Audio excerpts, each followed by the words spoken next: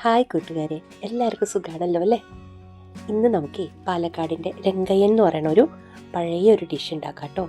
ഇത് ബ്രാഹ്മണരുടെ non veg എന്ന് കൂടി പറയും. കാരണം ഇത് നോൺ വെജ് ഉണ്ടാക്കണ പോലെ അതുപോലെ ഒരു ഫ്രൈ ആയിട്ടാണിത് ഈ ഡിഷ് ഉണ്ടാക്കുന്നത് കേട്ടോ.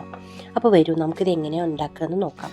ഞാനിത് ഒരു അരക്കപ്പ് ചെറുപയർ ഞാൻ ഇന്നലെ രാത്രി കുതിരാൻ വേണ്ടി വെച്ചിരുന്നു കേട്ടോ. അപ്പോൾ അത് കുതിർന്നു കാലത്തായപ്പോൾ ഞാനതൊന്ന് ഇതുപോലെ തരിപിരാന്ന് ഒന്ന് അരച്ചെടുക്കുന്നുണ്ട് കേട്ടോ. ഈ രംഗയ്യനെ പറ്റി ഞാൻ ആദ്യം കേട്ടിരിക്കുന്നത് ചെറുപ്പത്തിൽ ഞങ്ങളുടെ മുത്തശ്ശി പറഞ്ഞു തന്ന ഒരു കഥയിൽ നിന്നാണ് കേട്ടോ. ഞങ്ങൾ പാലക്കാടുകാർ മുത്തി എന്നാണ് പറയുക. അപ്പോൾ എൻ്റെ മുത്തി ചെറുപ്പത്തിൽ പറഞ്ഞു തന്നൊരു കഥയിലാണ് ഞാനിത് കേട്ടിരിക്കുന്നത്. നിങ്ങളുടെ നാട്ടിലെ മുത്തശ്ശിമാരെ അങ്ങനെ വിളിക്കാറുണ്ടോ? ഉണ്ടെങ്കിൽ ഒന്ന് കമൻറ്റ് ചെയ്യൂ കേട്ടോ. നിങ്ങളെന്താ വിളിക്കാറുള്ളതെന്ന്. പണ്ട് ഞങ്ങളുടെ തറവാട്ടിലെ മച്ചിൽ ഭഗവതിയെ കുടിയിരുത്തിയിരുന്നു. കൂട്ടത്തിൽ കണ്ടത്താര എന്ന് പറഞ്ഞൊരു ചെറിയ പ്രതിഷ്ഠ കൂടെ ഉണ്ടായിരുന്നു. അപ്പോൾ ഈ കണ്ടത്താര എന്നുള്ളത് ശരിക്കും കണ്ടത്ത് നായരായിരുന്നു അത്രേ. അപ്പോൾ ഈ കണ്ടത്ത് നായർ ഒരു ദിവസം കുളി കഴിഞ്ഞ് വരുമ്പോൾ കുറച്ച് ഇറച്ചിയും വാങ്ങി തേക്കിൻ്റെ ഇലയിൽ പൊതിഞ്ഞ് വീട്ടിലേക്ക് വരുമ്പോഴാണ് അത്ര ദേവി ആദ്യമായിട്ട് കണ്ടത്ത് നായരുടെ മുമ്പിൽ പ്രത്യക്ഷപ്പെട്ടത്. എന്നിട്ട് ചോദിച്ചു ഇത്ര എന്താ കണ്ടനായരെ ആ പൊതിയിൽ എന്ന് ചോദിച്ചപ്പോൾ പറയാനുള്ള വിഷമം കൊണ്ട് പറഞ്ഞു ഇത്ര ഇത് കുറച്ച് രംഗയ്യനാണെന്ന്. അപ്പോൾ ദേവി പറഞ്ഞു ഇത്ര ആണോ, എനിക്കും വേണമല്ലോ എന്ന് പറഞ്ഞു ഇത്ര. അപ്പോൾ കണ്ടെത്താർ ശരിക്കും വിഷമത്തിലായിന്ന്. പക്ഷെ പൊതി തുറക്കാതിരിക്കാനും വയ്യ. അങ്ങനെ കണ്ടെത്താർ പൊതി തുറന്ന് കാണിച്ചു കൊടുത്തപ്പോൾ അതിലുണ്ടായിരുന്ന ഇറച്ചി ശരിക്കും രംഗയ്യനായി മാറിയെന്നു.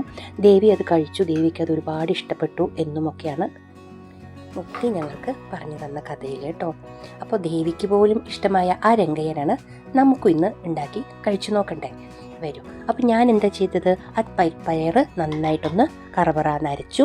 പിന്നെ ഒരു 4 ചെറിയ ഉള്ളി, പിന്നെ ഒരു 4 വെളുത്തുള്ളി വേണം കിട്ടാൻ മതി കേട്ടോ. പക്ഷെ ഇട്ടോളൂ, നല്ല മണമാണ് വെളുത്തുള്ളി. പിന്നെ കുറച്ച് വറമുളകും, പിന്നെ 2 കറുവാപ്പട്ട, 2 ഗ്രാമ്പു, പിന്നെ കുറച്ച് മല്ലി, ഒരു സ്പൂൺ മല്ലി, 1 സ്പൂൺ പെരിഞ്ചീരകം. ഇതെല്ലാം കൂടി ഉപ്പും ചേർത്തി നന്നായിട്ടൊന്ന് അരച്ചു.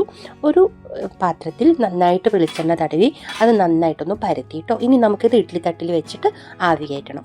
അപ്പോൾ ഞാൻ ഇഡ്ഡലി പാത്രത്തിൻ്റെ താഴത്തെ തട്ടിട്ടു, എൻ്റെ രണ്ടാമത്തെ തട്ട് കമഴ്ത്തി വെച്ചു. എന്നിട്ട് അതിൻ്റെ മുകളിലാണ് ഞാൻ ഈ പാത്രം വെച്ചിട്ട് സ്റ്റീം ചെയ്യാൻ വെക്കുന്നത് കേട്ടോ. അപ്പോൾ നിങ്ങൾക്ക് നിങ്ങളുടെ സ്റ്റീമർ എങ്ങനെയാണോ അതിലതുപോലെ വെച്ചോളൂ.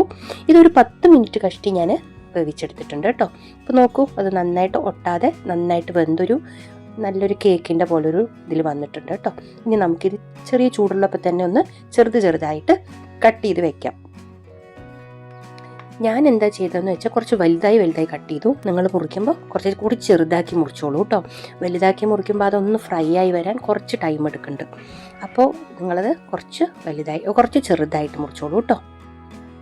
നോക്കൂ, ഇപ്പോൾ ഞാനിതെല്ലാം മുറിച്ച് വെച്ചിട്ടുണ്ട്. ആ പാത്രത്തിൻ്റെ ചൂടൊന്ന് പോകുമ്പോൾ നമുക്കിത് ഓരോന്നായിട്ട് ഇളക്കിയെടുത്ത് ഒരു ബൗളിലേക്ക് സെറ്റ് ചെയ്യാം കേട്ടോ. അപ്പോൾ ഈ മുറിച്ചതെല്ലാം ഞാനൊരു ബൗളിലേക്ക് ഇട്ട് വെച്ചിട്ടുണ്ട് കേട്ടോ.